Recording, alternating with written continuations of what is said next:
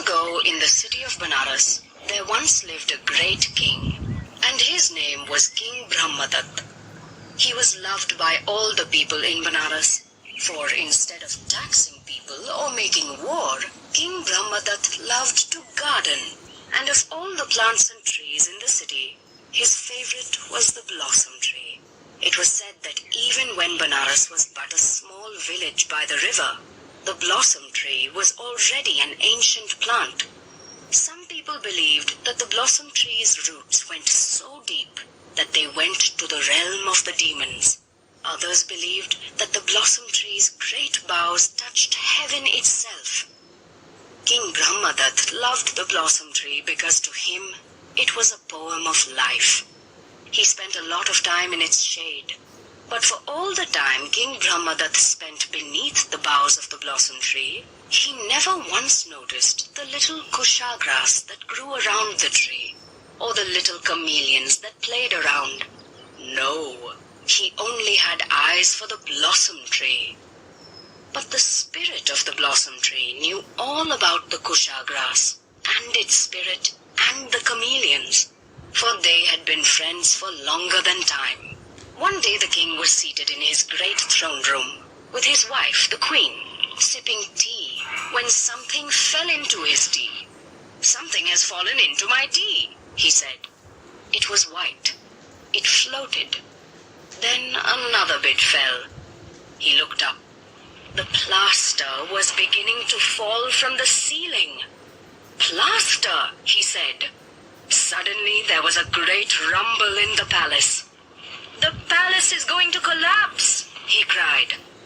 For, making its way across the ceiling was an immense crack. And great chunks of plaster were falling all across the great throne room, and in the great wooden pillar which held up the entire palace, there was a deep crack. "Carpenters, builders," he cried, "quickly, go out into the parks, into the gardens, find a tree to replace the pillar. Hurry, we must repair the palace." So the carpenters and the builders searched from park to park, tree to tree, measuring, trying to find a tree great enough to replace the pillar. But it was not long before one of the head carpenters returned to the king and fell on his knees before him. "Your Majesty, it pains me to report that there is only one tree great enough to replace the pillar." "Well, what is it? What is it?" asked the king. "It is the blossom tree." The king looked at the builder. "The jewel of Benares? The most beautiful tree in all of India? No, there must be another. There is no other king." Poor King Brahmadatta. He did not know what to do. He could either save the blossom tree or let his palace collapse. But he could not do the latter.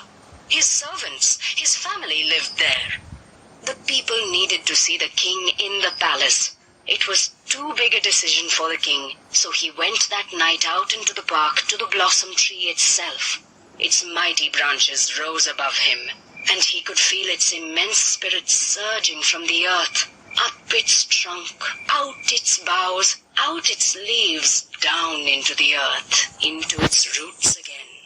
And he prayed to the spirit of the mighty tree for an answer, but the spirit of the blossom tree said nothing.